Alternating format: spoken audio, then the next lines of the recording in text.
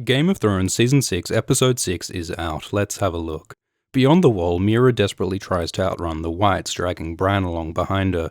You gotta admire her loyalty. Instead of dumping Bran and saving herself, she continues to risk her life to protect him. She must really believe what the Raven claims, that Bran is important for the war to come against the White Walkers.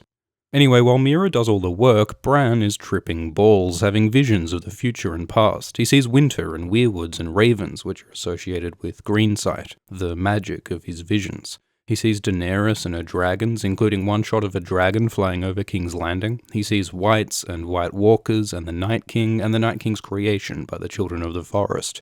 He sees that one time a White Walker took a baby to the far north and the Night King seemed to convert it into a walker. He sees the fall that crippled him and the deaths of his parents and his brother. He sees what's inside the Tower of Joy, though we'll have to wait till episode 10 to see more. And he sees Aerys Targaryen, the father of Daenerys and Viserys and Rhaegar.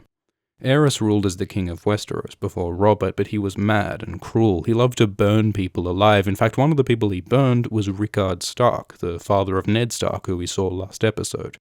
Rickard's death was one of the events that led houses Arryn, Stark, and Tully to rally behind Robert Baratheon and rebel against Aerys.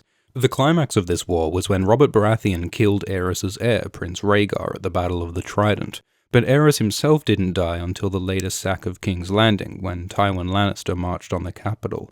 During this battle, Aerys was killed by his own Kingsguard, a young Jaime Lannister. He murdered the king he was sworn to protect, then he sat on the Iron Throne, waiting to see who would come to claim the kingdom. We learn in Season 3, in that amazing bath scene, that the reason why Jaime killed Aerys is that Aerys had secretly placed caches of wildfire all over King's Landing. Wildfire is that explosive green stuff Tyrion used to blow up Stannis' fleet. So Jaime learned that Aerys was planning to burn down King's Landing, and he saved the city by killing Aerys. But the thing is, those caches of wildfire are still down there, a powder keg right under the capital, just waiting for a spark. And in Bran's vision, he foresees them exploding. Some readers believe that Cersei will try to light the wildfire, and that Jaime will have to kill her to stop her, fulfilling the Valancourt prophecy.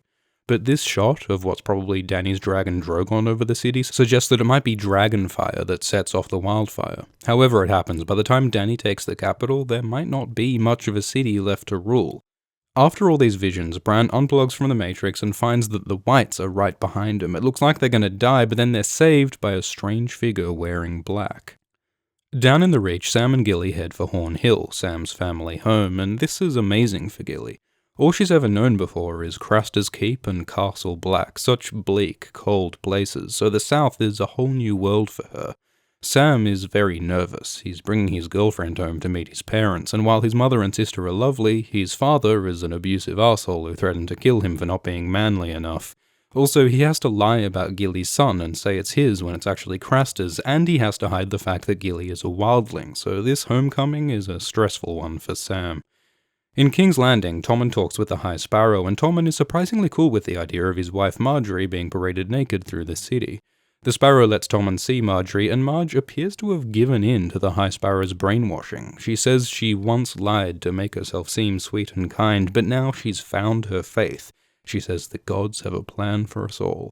Has Marge really suddenly become a good little Christian? In episode 4, she seemed not at all convinced by the Sparrow.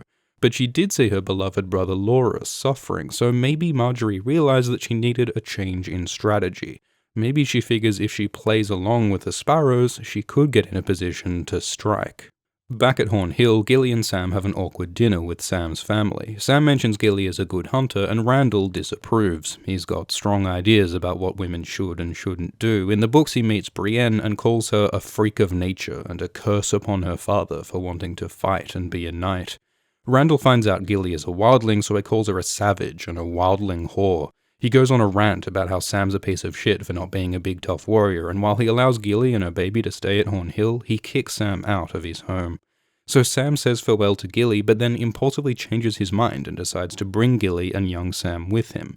And on his way out, he takes Heartsbane, Randyll's priceless Valyrian steel greatsword, which seems like a really bad idea.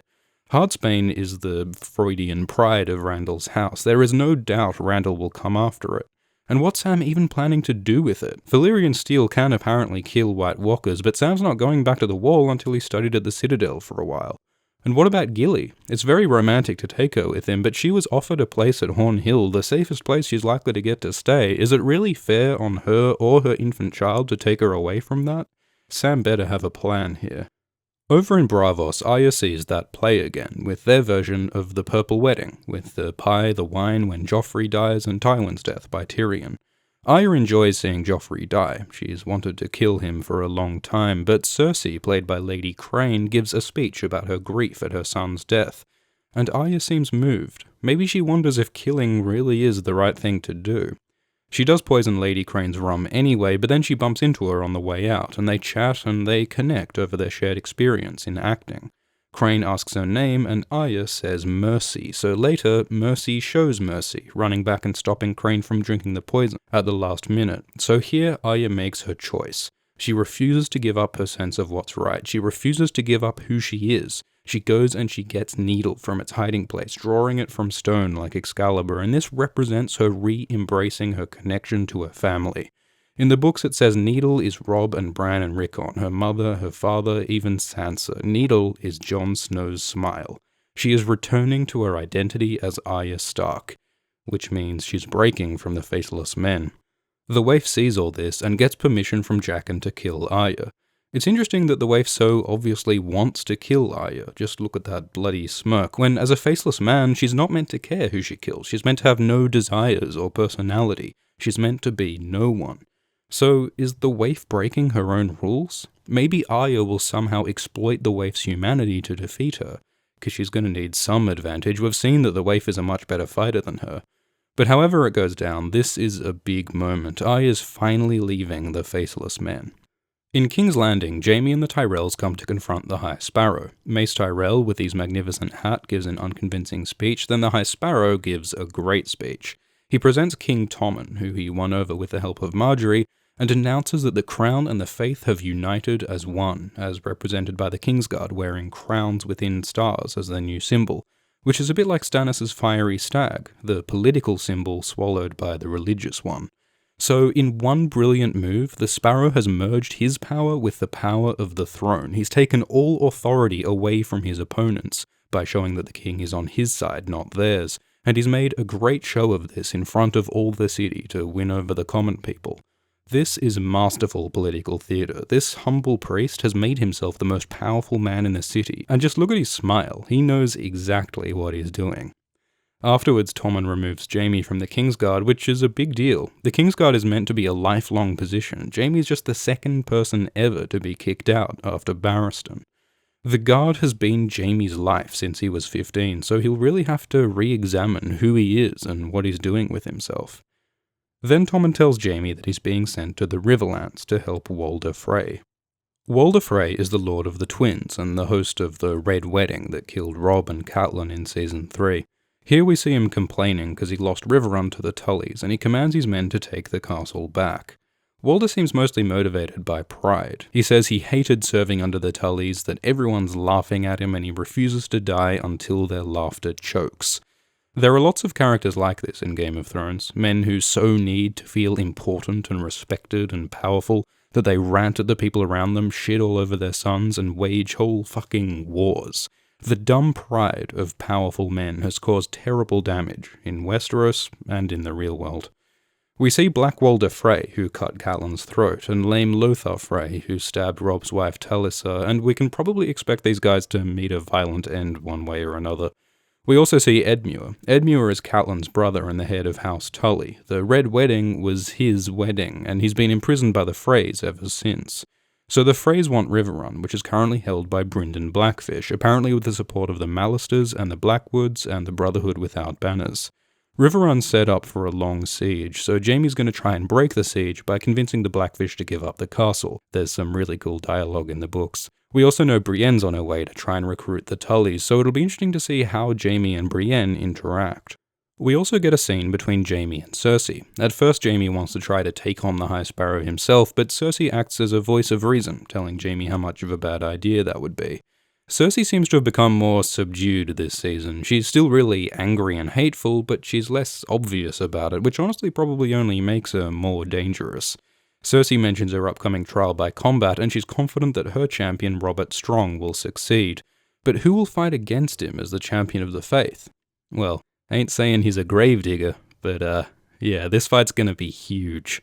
Back beyond the wall, the mysterious figure who saved Bran and Meera reveals himself to be long-lost Uncle Benjen, and he's looking worse for wear.